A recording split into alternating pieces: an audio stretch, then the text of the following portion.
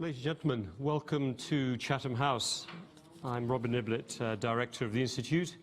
Welcome to all of our members, guests, and to those joining us as well through the live stream that we're doing today of this event. And I'm really thrilled to welcome back to Chatham House the Right Honourable Alistair Burt, MP, now has a double role and doubly relevant for Chatham House, as well as obviously for the subject we're discussing today, as a Minister of State at the FCO for Middle East and North Africa and Minister of State at the Department for International Development. And this puts him really right at the core of the topic that we're discussing today, and with the paper that's being released on deal making and peace building, a new approach to reducing conflict. And I will just, as you are, many of you, most of you here, members of Chatham House, just note that this is a critical area, and one that my colleagues in particular in the Middle East North Africa programme, also our Asia programme, have been focused on for some time. In fact, I remember when the Yemen conflict first broke out, prior to the current conflict, when the civil war broke out, we were doing these huge mapping exercises of all the different tribal groups, and that whole concept of the bargaining that goes on behind trying to manage long-term conflict, which is reflected in a number of reports we've released over the last 6 months on Libya, on Iraq, on Syria, and on Yemen. Really, I think, just point to the complexity of trying to resolve, prevent, and overcome the types of intractable conflicts that are sadly becoming a defining feature of our time, and which really should not remain defining features of our time. So I'm going to turn it over in a minute to Alistair Burt. We'll hear his remarks, we'll take some questions and have a good discussion, I hope. As I mentioned, Alistair now has this dual role, a position he's held for almost exactly 1 year. I think yesterday might have been your anniversary for the position, but he has first joined Parliament actually back in 1983, but has held his position as Conservative MP for North East Bedfordshire since 2001, and over his parliamentary career has held a number of parliamentary undersecretary positions and ministerial positions, most recently as a Minister of State in the Department of Health. And prior to that, a period where we got to work really quite closely together when he was Parliamentary Under-Secretary of State at the FCO, again working very importantly in a critical period on the Middle East from 2010 to 13. So, Alistair, welcome back to Chatham House. Very much looking forward to your remarks, and even more so, I think, as well, to the conversation we'll have afterwards. Over to you. Thank you very much. Thank you, Robin, very much. It's a great pleasure to be back here. Normally the introduction is that Alistair Burt has had a long and varied career in Parliament, and it shows. So I'll try and keep up the energy levels. It was in fact 35 years ago, this last Thursday, that I was first elected to Parliament as a Conservative Member of Parliament in 1983. So what I don't know about conflict is anybody's guess, though we haven't quite resolved everything. And I am looking forward to applying some of the principles that the unit has produced to current political issues within the Conservative Party and others, and seeing how it works out. Please don't tell anyone, oh dear, it's being live streamed. Right, okay. Thank you very much for giving me the opportunity to do this. This is a really interesting paper, which I'll introduce. I found it challenging. Indeed, in the summary, the second point, these findings challenge some of the key approaches deployed by HMG, which is a coded way of adding to the normal foreign policy rule of thumb, it's all our fault anyway. But having been around for a while, I did find it, and I do find it important, that we're given academic research that looks very intently at some of the things that politicians do, because we don't get it all right. And if we don't learn lessons, we're in difficulties. And I got that sense that that was the work that had been commissioned. It's a tool. This is not policy that I'm coming out with. It's a tool that's adaptable to situations. But as you'll find from both what I say, the conversation, and your reading of the document, you will see it's important. But I'm very pleased to get the chance to talk about it. But let me go into the prepared remarks, if I may. Robin, it's an honour to be here with you at Chatham House. This institution has a prestigious history, created in the wake of the Great War, when those coming out of that terrible conflict sought ways to better understand international affairs and prevent such wars happening again. It is therefore the ideal place to present the government's latest thinking on conflict, stabilisation and long-term stability. When my team set about working on this report, I asked them to frame it as an answer to some key questions. First, how can we get better at ending violence and building peace? Secondly, how do we deal with the fact that in order to end violence and build peace, we may have to talk to the bad guys? On what terms do we deal with them? And thirdly, once the warring parties have been persuaded to put down their arms, how do we stop them from picking them up again? Before tackling those questions, let me set out some of the evolving challenges that led us to ask them. As we look out across parts of the Middle East and North Africa in particular, one thing seems clear. Conflicts have become more complex and more intractable. Half the world's current conflicts have lasted for more than 20 years. And getting on for two-thirds of all armed conflicts that ended in the early 2000s had relapsed within 5 years. We've seen the rise of militant nationalism, sectarianism and extremism, the fragmentation of insurgent forces and the resurgence of autocrats. Weak states, extremist insurgents and the growth of transnational organised crime have driven cycles of violence. Grievance builds up. Political violence mutates into criminal violence. Powerful war economies emerge and tensions and flashpoints become harder to contain and manage. I've seen evidence of all these things in my work in Libya, in Yemen, in Syria and Iraq. I've also seen the enormous cost, human cost, of conflict and instability, lives lost, property destroyed, whole communities displaced and suffering appalling trauma. All of this fuels grievances and drives further cycles of violence. We felt the impact here in the United Kingdom, as these cycles of conflict and violence, thousands of miles away, provide the seedbed for terrorism and illegal migration on European soil. Too often, the horrors of today's conflicts are compounded and prolonged by states who work to stall and stymie the rules-based international system, and by non-state actors who choose to ignore it. We see that in Syria, where Assad and the militants of the so-called Islamic states are both acting in open defiance of the rules designed to protect us all. And UN-led efforts to find a political solution to the conflict have been repeatedly blocked at, in all places, the UN Security Council. We have to acknowledge that despite the best efforts of the vast majority of UN member states, the European Union and others, the rules-based international system is being tested and in many cases constrained. The answer is not to give up and walk away, but to stand firm, join hands with like-minded partners and actually strengthen the international rules that have kept us safe for over 70 years and remind people of just why they came into place in the first instance. I strongly believe that the UK, working with our partners and guided by these rules and norms, can help turn many of today's conflicts around. I reject the notion that we can or should simply step away because the conflicts are too entrenched, too complicated, or nothing to do with us. The costs of non-intervention are too great. The scale of suffering in Syria and Iraq is testament to the fact that such conflicts should not be left to continue unabated. And as I've seen firsthand just a few weeks ago, the destruction and loss of life in places like Mosul has been appalling.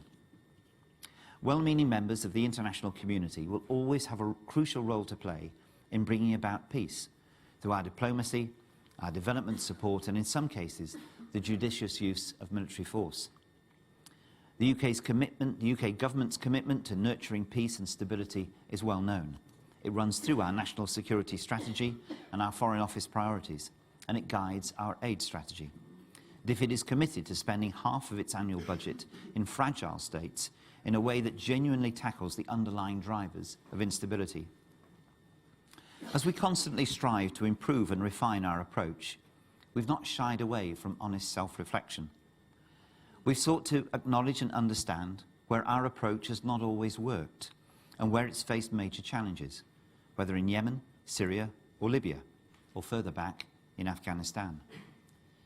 The Iraq inquiry highlighted the need to better understand the consequences of our interventions before we embarked on them. It stressed that we needed to work more effectively across government as a single team and to be realistic about our timescales and ambitions. Looking ahead as we reflect on those difficult lessons, I think there's a need to be more proactive if we're to make a real difference. As part of that process, I tasked officials to undertake the major research project that I'm launching here today. This work augments the findings of DFID's Building Stability Framework, which I also want to highlight. Our stabilisation unit, to which I'm indebted for this work, analysed how interventions by the UK and other international actors have, and have not, helped to reduce violence and set the conditions for more sustainable transitions out of conflict. Their work sought to answer two of the questions I began with. How do we end violence and prevent violence from recurring? And how do we deal with the often unsavoury forces and individuals that sustain them? It has identified lessons from 21 conflicts past and present, spanning the globe, from Middle East to Latin America and from Africa to Southeast Asia. Our central finding may appear too obvious for fanfare, but I disagree. It's all the more worthy of note because it's been repeatedly underestimated in the past. In short, our central finding is this, that understanding conflict and ending violence requires a total focus on the politics and the power holders at play. All too often in the past, we've shied away from engaging with individuals or groups that our moral or political judgments deemed unpalatable. Or alternatively, we've sought to apply overly formal and technical solutions to what are essentially political problems. We need to be honest with ourselves. Our disdain, however well-founded, will not persuade them to put down their guns or put away their bombs. And our proposed solutions will fail if they do not account for the realities of who holds the power and resources on the ground. For example, in Sudan in 2005, the so-called Comprehensive Peace Agreement excluded many South Sudanese soldiers and civilians, leading to its collapse. In Iraq, Libya or Afghanistan, when we've embarked on ambitious state and institution building before the power struggle has been resolved, we've seen progress reversed and gains undone. Only by better understanding the motivations and power bases of those calling the shots and dealing with those realities as our priority can we hope to move towards violence reduction. We need to fully factor in the political dynamics at a local, national, regional and international level and understand how they play into each other. Of course, building peace in this way means we will face many more uncomfortable questions and choices. There will be times we have to hold our nose and support dialogue with those who oppose our values or who may have committed war crimes. Let me be clear. Supporting dialogue must not imply recognition or support of those who are party to views and values we abhor. We may have to be more ready to recognise that the very existence of armed groups reflects genuine grievances felt by certain communities and is an expression of their sense of political and social exclusion, whether real or imagined. This will require a change in mindset for many of us, politicians, activists, academics and the media. As Hillary Clinton once said, you don't make peace with your friends. I don't want to overstate a shift in our approach. Rather, I want to make the case that the international community should apply the lessons of our previous successes more consistently. There are plenty of examples of international interventions that have successfully balanced the political and military realities on the ground. Close to home in Northern Ireland, we showed that it was possible to accommodate the interests of diametrically opposed armed groups in a political process that has brought 2 decades of peace. And further afield in Afghanistan, we've supported initiatives to engage with the Taliban. We welcome President Ghani's declaration of a ceasefire last week, a bold move I very much welcome. I was pleased to see the Taliban had agreed to the cessation in hostilities over the latter part of Eid, and I hope this provides an opportunity for real confidence-building measures and dialogue. In the Philippines, through the unique model of the International Contact Group, we supported negotiations between the Moro Islamic Liberation Front and the government. And in Liberia, we saw how deft international engagement put pressure on former leader Charles Taylor and helped bring peace to Sierra Leone. Even in Iraq and Afghanistan, where our stabilisation work has had mixed results, our diplomacy has from time to time been able positively to shape local-level elite politics and reduce violence. These experiences show that it's possible to add momentum to highly political deal-making between warring parties. We have the diplomatic assets, expertise, and influence to build trust.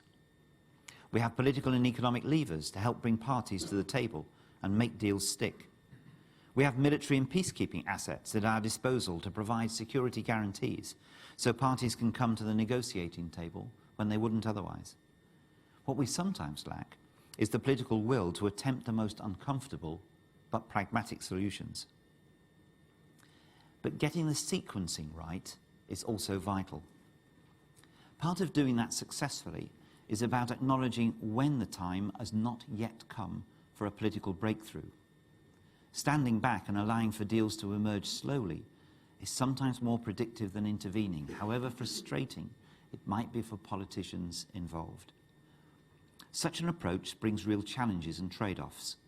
How should we respond to the legitimate aspirations of those who seek peaceful change and reform? Aspirations that are based on values with which we have overwhelming sympathy, but which are met with violence and repression, as happened in Syria in 2011. How do we best prevent violence or shorten conflict in these circumstances? We have to get better at recognizing that all good things do not come together at the same time. If we force state building and institutional reform before political agreement has been forged, then there's a high risk we'll be setting ourselves up for failure. In Libya in 2012, and I was the minister responsible for the Middle East and North Africa at the time, working with David Cameron and William Hague, we rushed to build capacity to enable the new government to govern. But it was all done in the absence of a political settlement, which reflected both the interests of the warring elite and the aspirations of the Libyan population. We should have prioritised the politics over technocratic state building.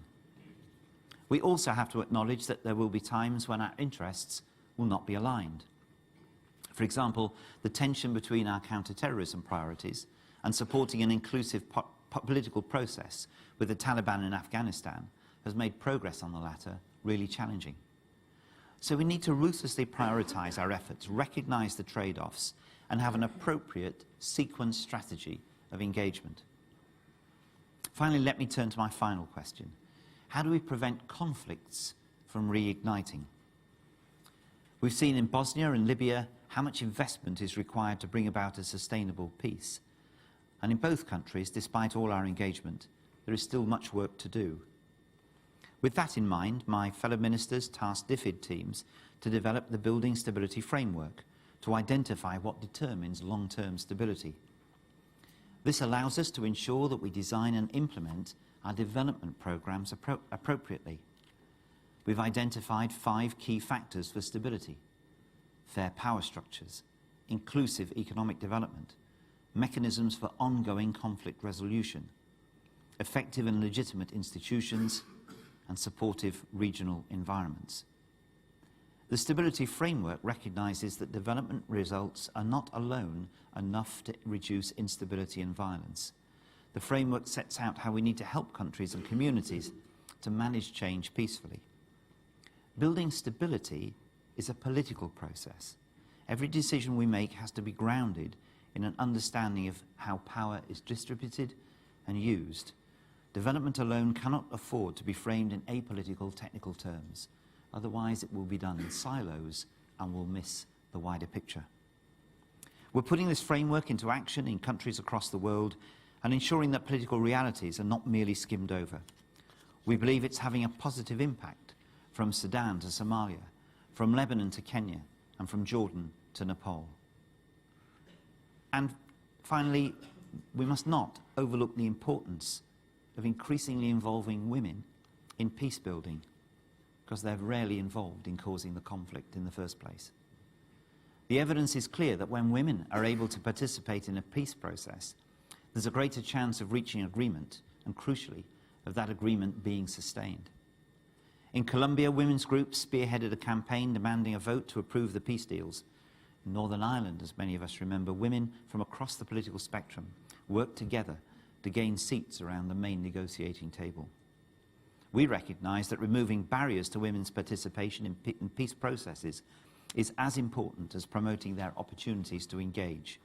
We're working towards both these goals through our National Action Plan on Women peace and security. Let me conclude.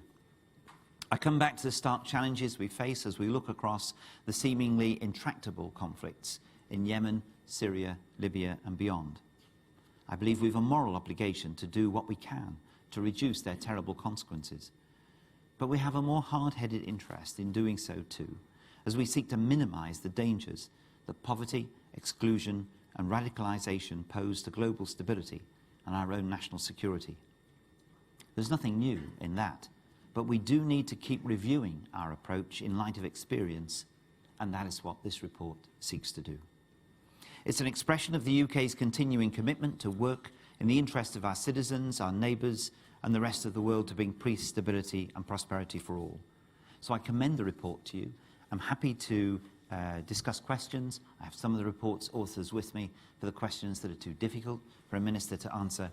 And I'm happy to go wider than the issues of the paper if you want to talk about conflict in the region and other solutions more widely. Thank you very much for listening.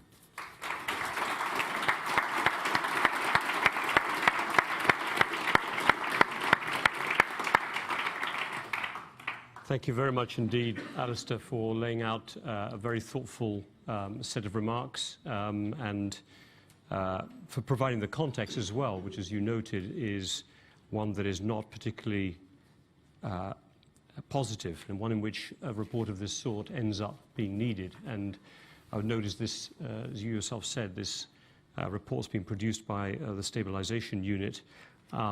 That, as you said, we've got a number of folks here we may turn to if you need to for some of the questions, but we've got the director, Michael Bryson Richardson, with us as well, who's, I think, been, as I was looking earlier through his list of countries where he's had to be posted, Libya, Kabul, Mogadishu, it matches, I think, some of the travels that you've had to do as well, Alistair, in your travels through your ministerial career. But I think you've got a great set of experiences, sadly, from which to be able to draw the conceptual structure that this paper pulls together. And, you know, if madness is repeating the same things over and over again, obviously we want to be able to do things differently.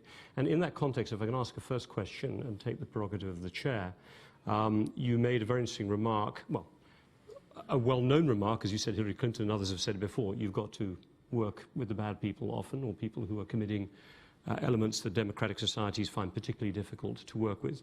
But you also said sometimes you have to let things play out and take their time. And I suppose a sort of conceptual question I would ask you first is that sometimes do you need to let conflicts play out despite the violence that is taking place so that it gets to a position where when a country like the United Kingdom, with or without its allies, wants to be able to apply pressure, you have pressure that can be applied to a result rather than simply playing on the margins. And I'll just put one conflict on your docket on this one, and it's something you would have some experience on, Yemen, where right now it is at that point where there's at least a push to try to change the balance of power, such that when that negotiation happens, if it does, it's done from a different position to the one that we had even 2 or 3 months ago.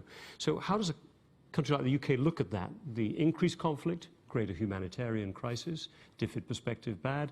You know, on the other hand, to your point here in the thesis that maybe you need a better balance of forces to negotiate from an FCO perspective, may be necessary.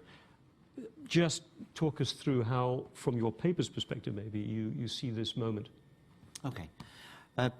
Firstly, thank you, Robin, for the question. And again, thank you all, Your Excellencies and others, for such a large attendance. It's really appreciated. I will go as wide as I can in answer to some of these questions. I'm conscious it's on the record. But even so, I hope I can be slightly open with some of the responses. Clearly, conflict has many different stages.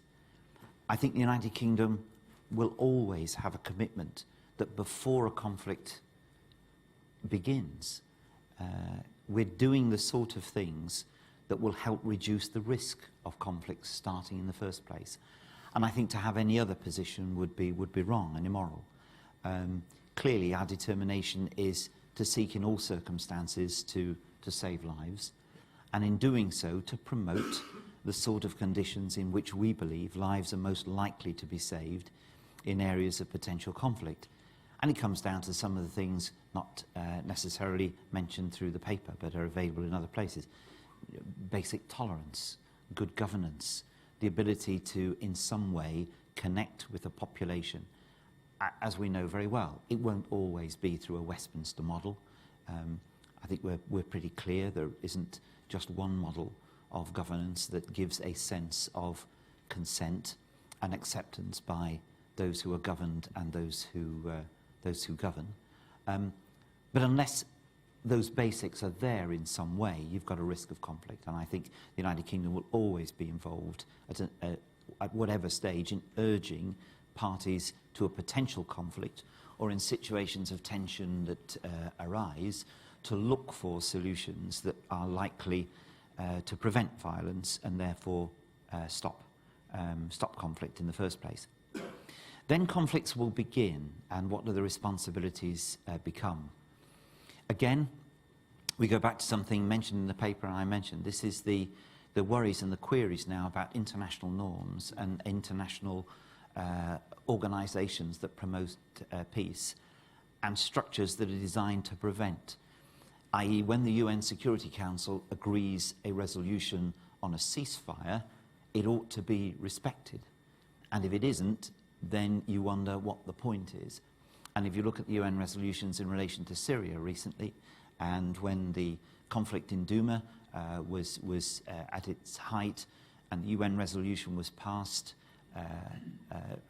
calling for humanitarian access, a ceasefire, etc., it simply wasn't adhered to. And one of the points we all have to make and be very conscious of is if these international norms are simply disregarded, then what protection do we have?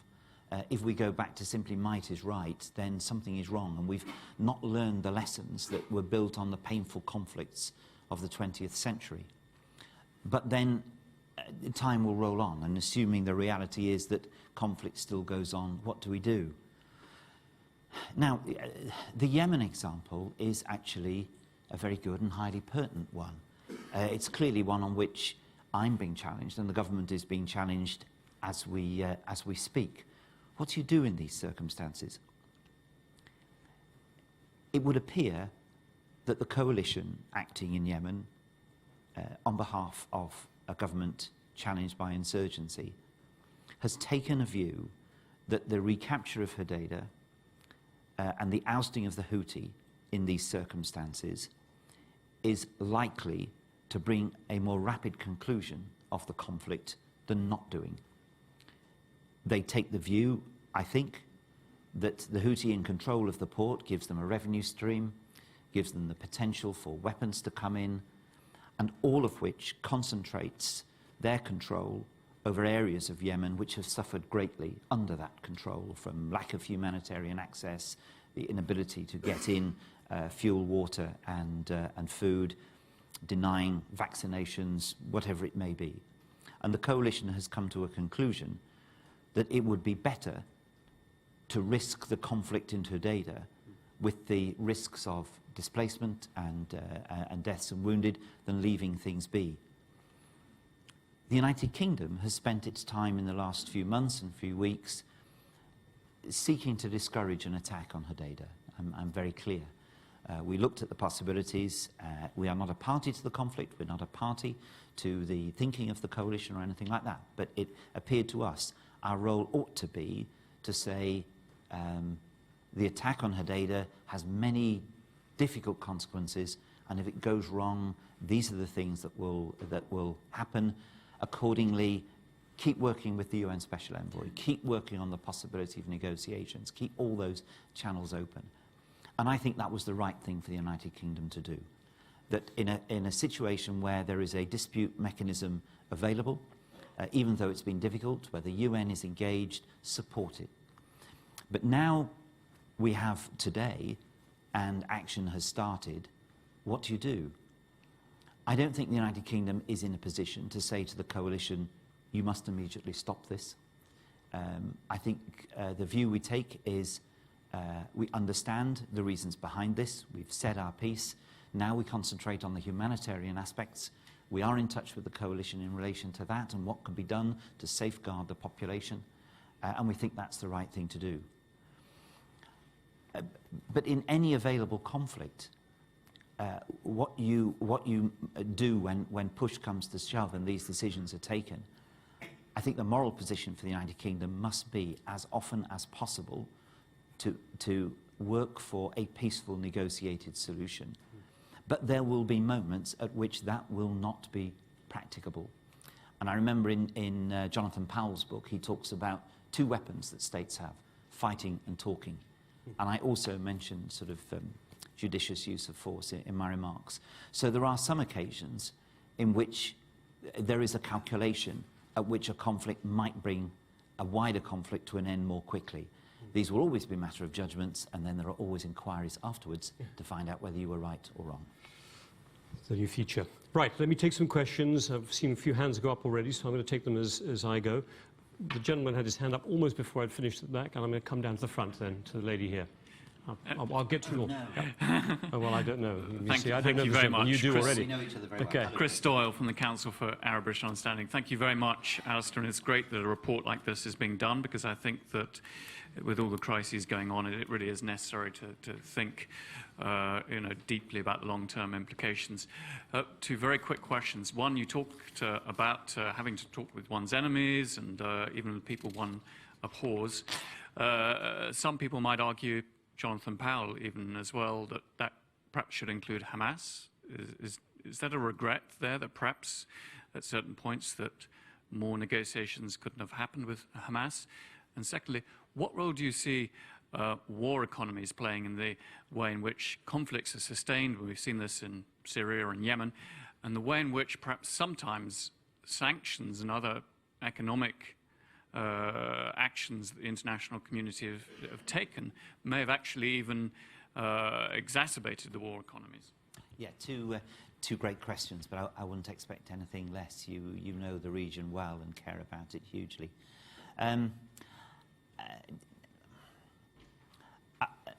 The question about Hamas is really very interesting. The United Kingdom's position is clear, the government position is clear, my position is clear, and don't let me have any doubt about it. We do not have any contact with Hamas. But, he said, there's no doubt that channels exist to Hamas for many others. European governments, United States, Israel. Often, of course, as we all know, these are back channels. These are through security intelligence agencies, track two conversations.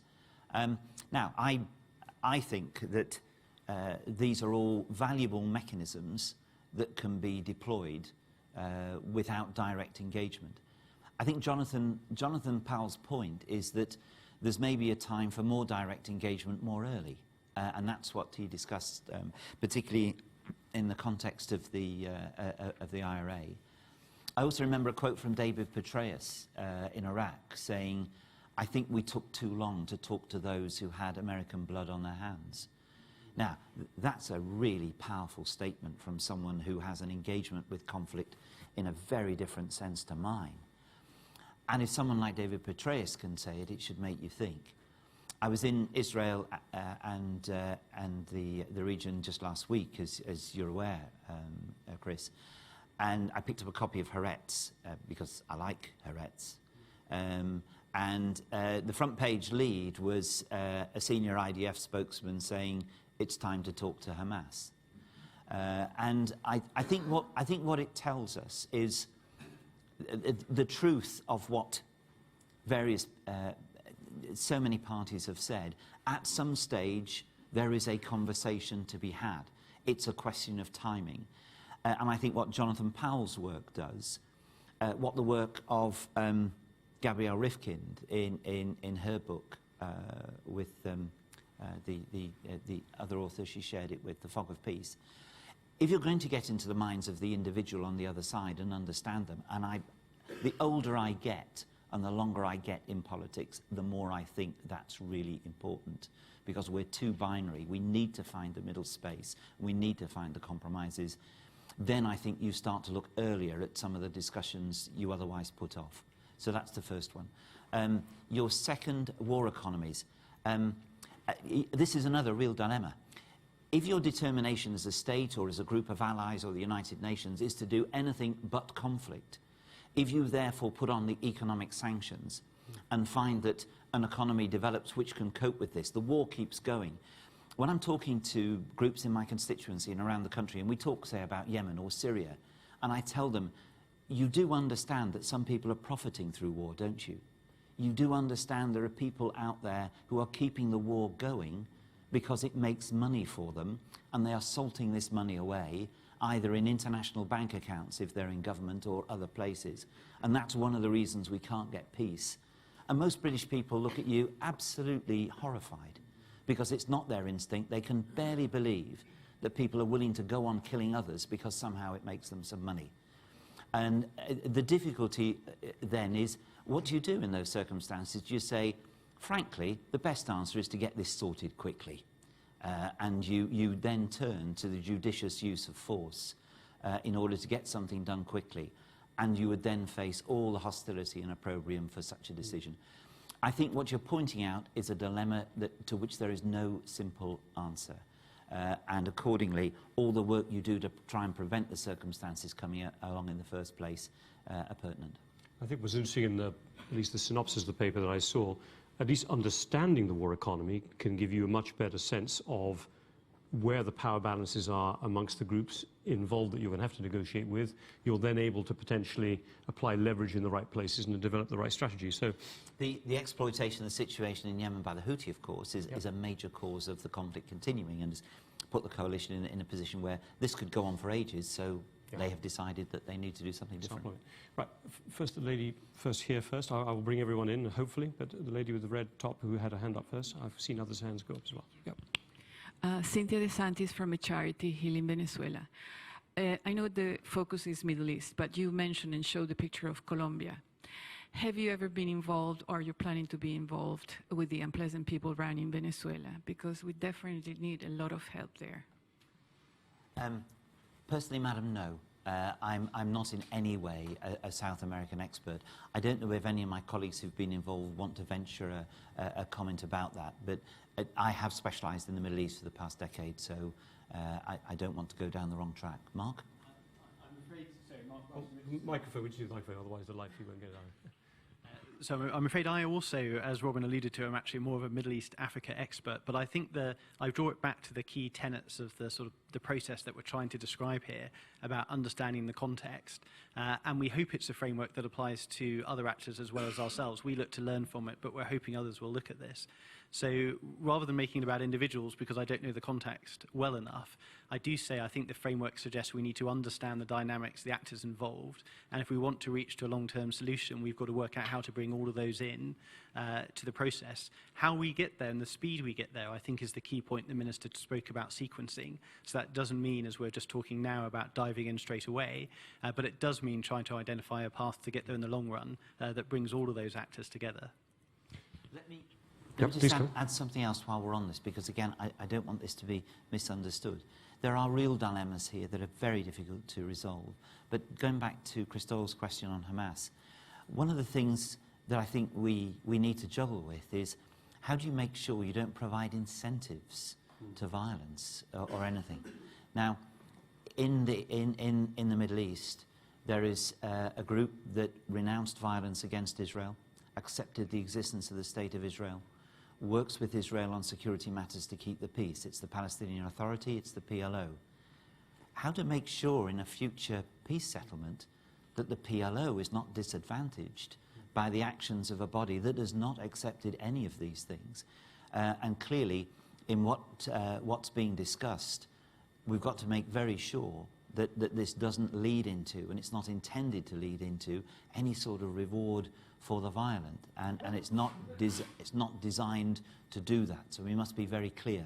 But it focuses on the underlying causes of grievance that, if tackled early enough, can prevent the creation of some of the bodies that turn to violence, by making sure, and certainly after conflict is finished, in the rebuilding, as should have happened in Iraq, to prevent the rise of Daesh, you've made sure there was an inclusivity of all communities and avoided the dangers of some of the bad guys getting a grip.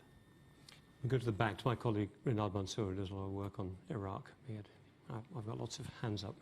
Hello, Renard Mansour with the Middle East and North Africa program. Minister, my question is about the sort of differentiation between institutions and personalities to support. So you make the point that rather than focusing on technocracy and building institutions, we need to focus on the political process. What we've seen in Iraq particularly is a very public support for an individual, to the point where, you know, the incumbent prime minister and his electoral campaign was a very important part of what would be post-conflict stabilization from the UK, but not just the UK, the EU and the US very publicly. And so my question is, in the terms of when there's a very clear individual that the UK supports in a post-conflict setting, how does that problematize sort of the political process, negotiations, and building the state and its institutions? Thank you. As always, it's got to be a combination of both. There is little point in trying to give a boost or deal with institutions that are either unformed or chronically unfit. We're used to institution building, and in the long run, the stability in the building of institutions is absolutely fundamental. Because if that isn't there, you are simply left with the individuals. And the individuals will dominate, and human nature being what it is, we get some of the crises that we see. So in the long term, I think institution building is the best protection and best security for those in states. But in the first instance, very often at the end of a conflict or in an area where there are no institutions, and Libya is probably, you know, one of the most clear examples where there wasn't even really a semblance of institutions because it was so personally built, where in other places there are workable institutions that have simply fallen into disuse and disrepair. Trying to rebuild institutions from scratch, this is an impossible thing, so you've got to work with the individuals. That, interestingly, of course, that is where Gabrielle Rifkin's work, I mean, she starts with talking about how important individuals are as well as institutions, because getting into the mind of the individual, understanding the individual, understanding where they are coming from and those with them is a fundamental in building the processes of peace. And I'm much taken with that argument.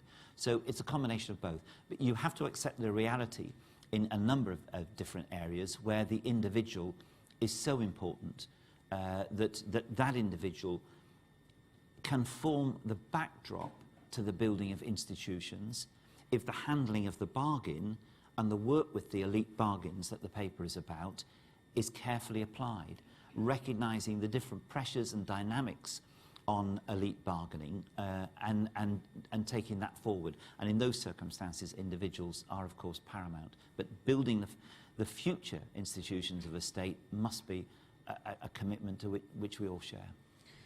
Come to the front, please. The lady here has been waiting. There's a microphone coming. Yeah. Thank you. You said in your... Oh, yeah, my name is Marian Afrah.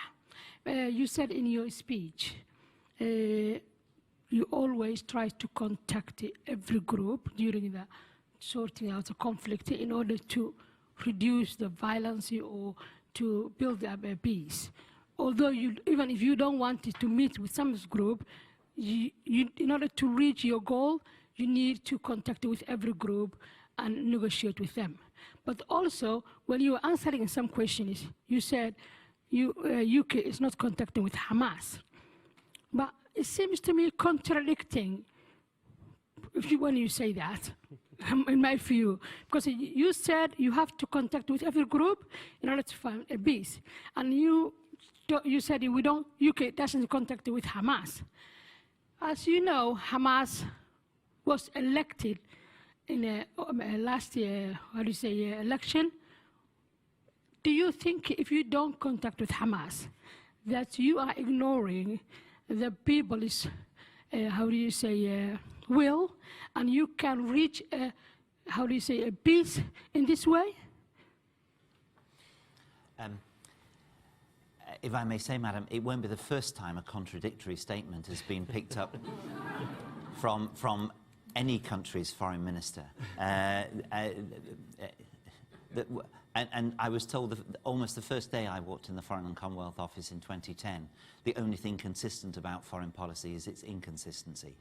And that is because it deals with human dilemmas, and it's not always linear, and it's not always straightforward. The honest answer to your question is yes, indeed, there is a contradiction. But if I could put what I said after my statement in some sort of parenthesis, what I said is there are ways in which people are contacted. I'm not revealing anything about the United Kingdom's position in this because the position I pointed out was very straight. I'm aware of Hamas's electoral position in Gaza. I'm aware then of what it did next in expelling the PA. I'm aware of what it stands for and its commitment to destroying Israel, which puts it in the unacceptable category for direct contact. I make no excuse or apology for that. Nonetheless, recognizing what happens in real life, the whole point of what we talk about is to say it poses an uncomfortable challenge. The events in Gaza recently are currently being interpreted. I believe it's fanciful for either extreme to be correct. Gaza is neither completely full of terrorists, nor were the marches entirely peaceful. There were a mixture of the two. The frustration that led to the protests, the Right to Return march, are based on long-term failures to secure a solution for the people of Gaza and their long-term misery. That could be exploited by some seems to us to be entirely realistic and happened, and accordingly we believe Hamas had a responsibility there. In order to prevent this in the future, what must we do? Hence I offered the comments I did from a number of people who think there are different ways to do this. I then also came up with the dilemma of how you balance the reward of those who have accepted non-violence against those who don't. So, in a way, madam, I hope we're both right. I entirely acknowledge the contradictory position. It's one of the difficulties faced in the speech. How do we overcome these? I think probably what I'm trying to do is give more of a boost for the backdoor channels that people speak about, that maybe governments have to be more honest about these. But as I say, I'm conscious of trying to ensure that those who would seek to exploit those do not gain credit for doing so. There were so many good questions. I've nodded a lot of people, which is getting me a little worried. I'll try and be short. Well, they're good answers, and the good thing about it. So I'll do pairs if I may, and I'll keep track in this paper if you need it, but I will keep track as I go along. The gentleman's been waiting very patiently here, and the lady in the corner, right in the corner with her hand up there. So let's just do it one at a time. I'll see. Yeah. Peter Price, former member of the European Parliament. The approaches that you've outlined require patience and sophistication. Yet, what you face in Parliament and from the media constantly is a demand for something immediate and relatively simple. How do you cope with that kind of situation? Is it through contradictory statements, the phrase you used? Or is there some other way that you can deal with it? And when you look around for partners, do you say Britain really has a role to play in many of these situations, rather like Norway did at a certain point in the Middle East, acting alone?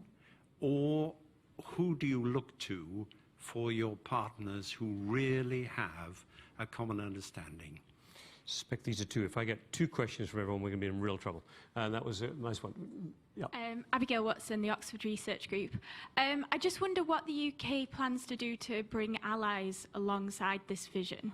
I worry that if, as much as the UK might understand that the counter-terrorism objectives and long-term objectives for stability in a country might not align, if it continues to sometimes support allies that embolden groups on the ground who are the most able to tackle the terrorist threat, what the implications of that can be for this vision. Thank you. Again, two very, very good questions. Peter, as I would expect from a member of the European Parliament, thank you. the modern context of dealing with this is being heavily influenced. A 24-hour news cycle, increasing stridency, the availability of instant contact, the availability to see images immediately and demand something straight away does make it more difficult. When I stand up in Parliament, if I'm dealing with, say, the recent events in Gaza and what may happen in Yemen, it will be, I can be very sure that I will face colleagues who may be deeply upset with circumstances and demand answers which I will not consider to be appropriate, perhaps a bit simplistic in the circumstances, though I will know that they will be deeply well meant. It's hard, but I think it's really, really important to stick out for things you believe are correct and to resist what is becoming rapidly a very binary way of looking at every issue. In that, I think when we first started, it was possible to find middle ground. So if I don't agree with you, it doesn't mean I'm against you. It means I'm looking for something different from what you're putting forward. Whereas at the moment, everybody is put into a box. You're either for us or against us. And alliances are developing around the world in relation to different issues where you can't take middle ground. Let me be honest about Iran. Iran is one of those. And I remember speaking about this many years ago when I first left the FCO. And I said to audiences, it's very easy to put Iran in a box marked villain, because we know a variety of things that the Iranians do. I said, but what happens when the Iranians want to come out of that box? Or what happens when other things are happening and that box becomes more difficult? It's much more convenient to forget that, keep them in the box. But I think it's more subtle than that. I mean, North Korea, until 3 weeks last Tuesday, North Korea was in a very big box marked villain. And at a stroke, suddenly it's not. Well, I think what my argument is for is it demonstrates that a rush to judgment may often be wrong, and accordingly being patient and working through things may be right, and looking for space where you can disagree with people and not be assumed to be hostile to them is really important. That's the way to do it. Your second point, we're not in Norway and we're not an island because of our history, but we have something quite special because of that. I'm deeply impressed wherever I'm in the Middle East, how we're seen. People know their history. They know that there were good things about UK involvement and less good things. But there's a sort of trust, particularly about our diplomats, our ambassadors abroad. And often, I've noticed our government is gone to in the first place when there's difficulty or questions. We're not the biggest, we're not the most powerful, we're not the richest. But we've got a sort of understanding of the region and a trustworthiness that many people go to. I think that gives us an opportunity. And when, say, Middle East peace process gets going again, I hope we use that in a way which perhaps we haven't been able to do before now. The second question, allies for this. As I said earlier, people don't always see it the same way. And you're right, I think people these days are very keen to mark in boxes. And there will be difficult contradictions where dealing with the terror threat has to be dealt with in one way. But actually the way to diffuse terror is sometimes by doing the talking that you're doing on the other hand. And again, Jonathan Powell's work is instructive in this, because the best way to deal with a terror threat is to make sure it's not there. And if there is a political issue to be solved and that solves the terror threat, then that's the way to move forward. That won't always be possible. And Powell talks about, as I said earlier, you've got two tools. You've got fighting and you've got talking, and sometimes you have to use both. And it's just looking for those opportunities and the way forward. There won't always be just one way to deal with the problem. Okay, two gentlemen waiting here at the front very patiently for a long time. I'm coming there and here. Sorry, you were first, I'm afraid. Jonathan Paris, Middle East analyst. How are you, Mr. Minister? Nice to see you. My question is about stabilization in southern Syria. Ooh. 6 months ago, when I spoke at a meeting with your former ambassador to Iran, I asked about Qasem Soleimani's plans. He's the general head of the Al-Quds division of the IRGC, to build this corridor all the way to Golan, to the borders of Israel. And nobody in the room seemed to be aware that that might be an epiphenomenon, a byproduct of their victory over the rebels in Syria. But it's happened until 6 weeks ago. And curiously, it was the use of force that changed the dynamic. The use of force by Israel in attacking Iranian positions in Syria that have now changed a lot of people's minds, starting with Moscow, possibly now even Damascus, that Iran is more of a problem than a benefit for the long-term stabilization of southern Syria. Any comment? Microphone just there next to you. Just hold that thought. Minister, thank you very much indeed for your speech. Robin McNeill Love. I'm the Vice President of the International Humanitarian Fact-Finding Commission. And as you know, we are the only permanent and treaty-based international body for IHL fact-finding and good offices. We work on the basis of impartiality, independence and confidentiality. And we limit our recommendations when we undertake investigations to the parties concerned. Can I just wave our flag to your department? We would be delighted to come and speak to your staff and hopefully emphasise the importance of our commission in areas of your very important paper and thoughts of the way ahead. Thank you. So I'm going to park that as that was a exactly, which is good, which allows me to squeeze one more question in quickly. Well taken. Thank you for the opportunity. And I'm sure we'll talk to you afterwards. So we're doing two questions. I'm going to try and the gentleman was sorry. I've got to say the gentleman was waiting. Sorry, there. That was it. Yeah, you, sir. Yeah, I will come. Yeah. You just take the microphone there. Microphone there. Microphone there. Yeah. You decide to treat. This is the second question. Thank you very much. Peter Marsden from Concordis International and Chatham House member. I really welcome this report's recommendation to be engaging with non-state actors, potentially armed groups, as well, of course, as not excluding those who've chosen not to take up arms. Are there any plans, though, to change the rules on engagement with prescribed groups in the light of these recommendations, both in terms of the rules of Her Majesty's government, but also of perhaps some of Her Majesty's government's allies who offer very restrictive rules on engagement with prescribed groups, including perhaps offering support being training in peace building, training in negotiation, and training in mediation? Thanks. Let me take the second question first, if I may. Let me emphasise again, you're not reading a policy paper. This is a tool. This is an analytical tool for the UK government to use in considering what policies we should follow in the future. It's not, accordingly, please see it that way. It's a piece of analysis, looking back on what's happened and thinking, could we do things differently in the future? What might we do? But don't take it as a policy programme and some dramatic shift of the United Kingdom. But it just raises some new possibilities for us, which may or may not be brought into practice in the future. But the point of doing it, I hope, was to raise the sorts of issues which you do. If I may, we could spend a long time on one of our favourite subjects. South Syria. It would appear clear to us that the regime is going to be successful in recovering territory, but there's no doubt that having had the allies of both Russia and Iran in order to accomplish this, the moment you reach the point that there are now, then new issues arise, and the long-term nature of Syria and its alliances are now very different in terms of consideration than they were 6 months and certainly 2 years ago.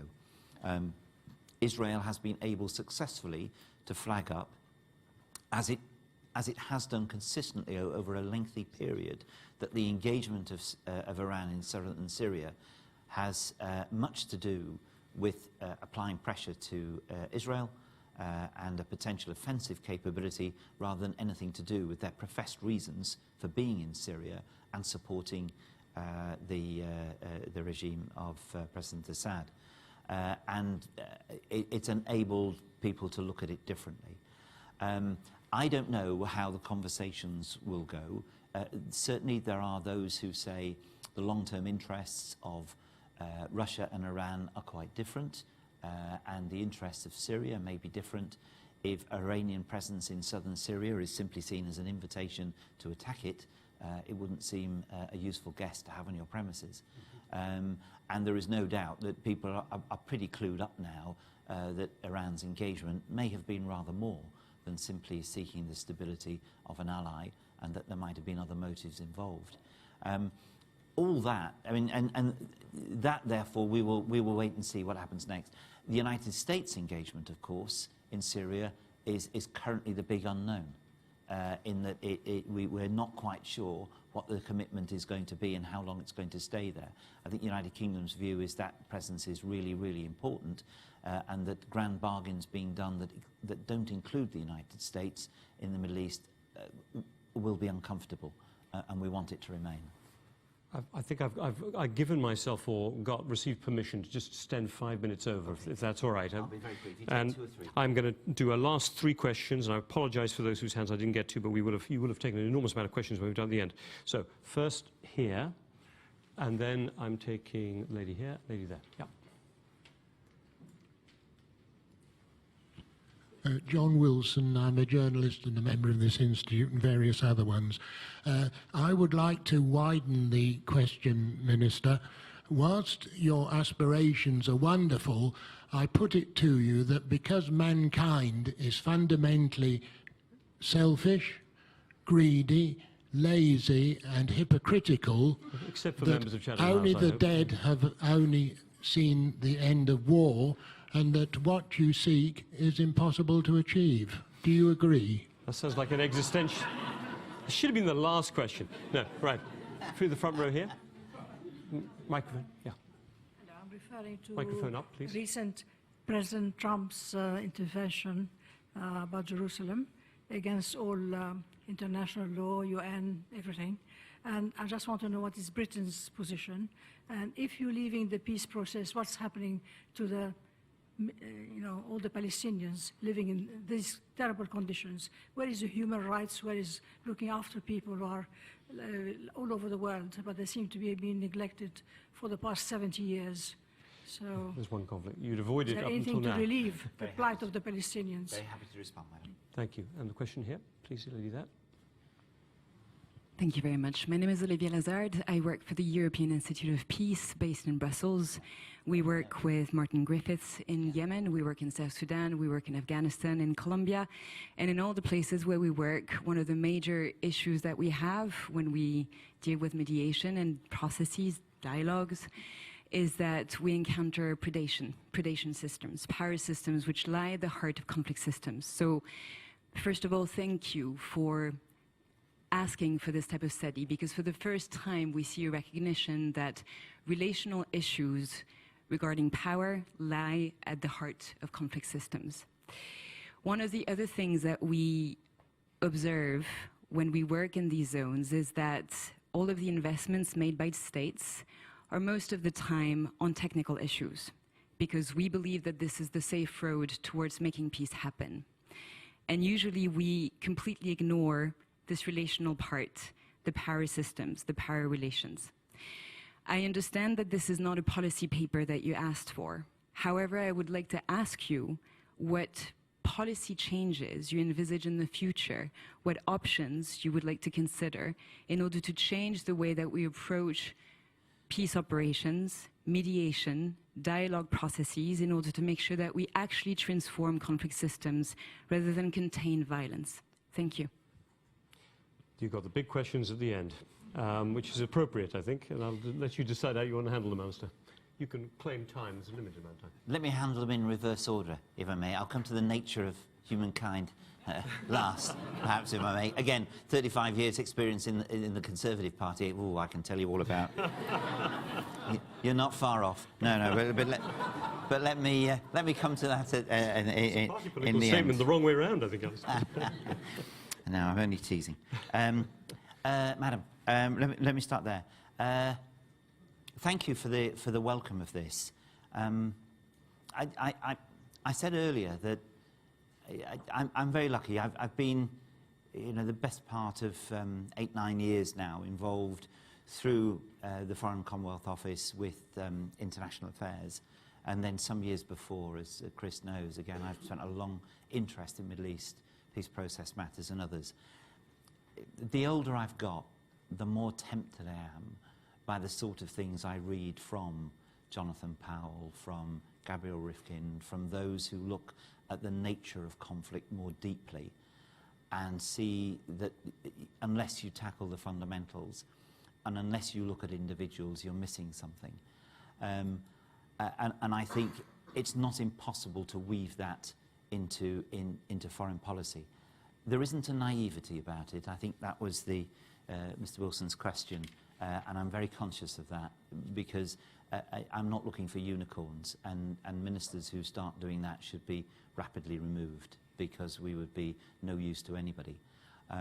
But in looking at the causes of conflict and being prepared to look more deeply, particularly when you've got evidence both of successful tackling of some and failures of others. If you didn't look at your failures and think, what could you do differently? What was really behind this? We wouldn't be doing our job. And I do look at the nature of some long-standing conflicts, because we've missed things. I think I'm really interested, and I will be when I leave the Foreign Office in due course, as all ministers do, and DFID, how the combination of development work and politics can go together. And as I say, I'm particularly interested, how do you make sure conflicts don't restart? Because one of the tragedies across the region is you go through this blood, this loss of life, this horror, it comes to an end for a period of time, and because the peace is not built effectively, you kick-start it again. And we've got to avoid that. And I think there are real lessons in this that can be applied. So I'm really interested in following that through. I couldn't say now what elements of policy are going to change. But as I say, without being naive, without recognising there are times, unless, as a properly equipped nation, working with allies, with power and force available to use that, unless you are prepared to do that, then I'm not sure you can actually carry through your duties. So I'm very conscious of that. But there may be different ways to apply your skills, and that's what we're looking for. Madam, in relation to your questions, very straightforwardly on Jerusalem, we thought the decision of the United States was wrong, and it was wrong to bring forward the embassy into West Jerusalem. We opposed it. It is a sovereign decision for them, but it went against all international agreements.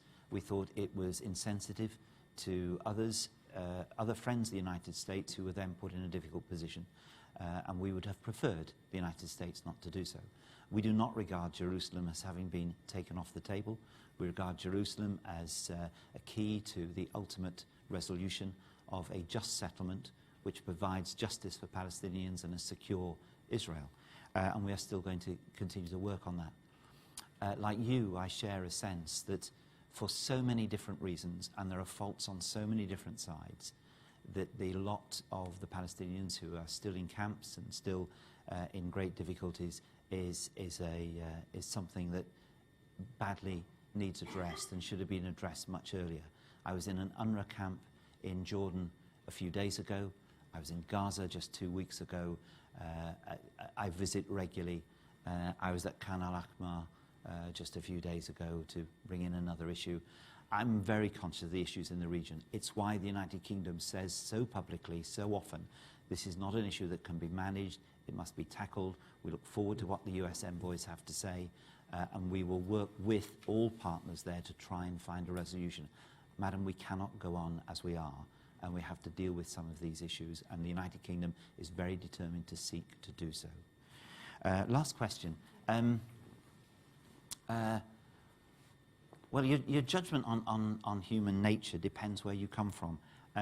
As a democratic politician, I can't accept it as a base of going forward, simply because I see in my own country the things that have changed over centuries and over decades. I see a country where there is greater tolerance than there was when I was born.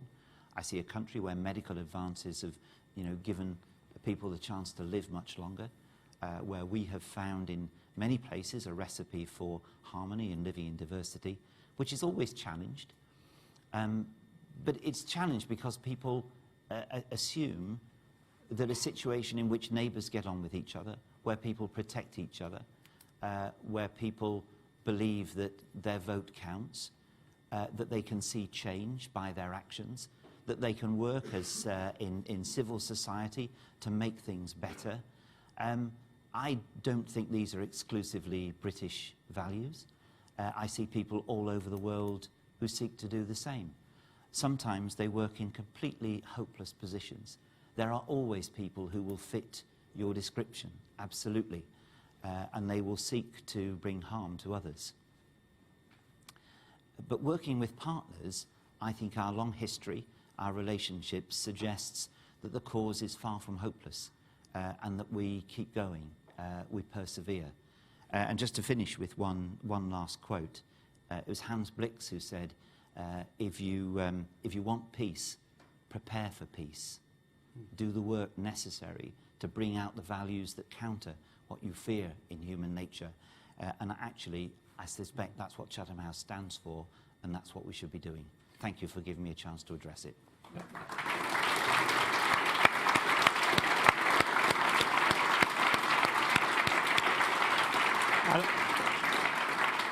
Alison, thank you for the last comment. I want to say a big thank you to you and your colleagues at the Stabilisation Unit for really offering as you said, a roadmap, a think piece, a toolbox, and that toolbox is designed, hopefully, for a role the United Kingdom will play as well in the future in offering ideas, maybe in the UN Security Council, maybe on international law.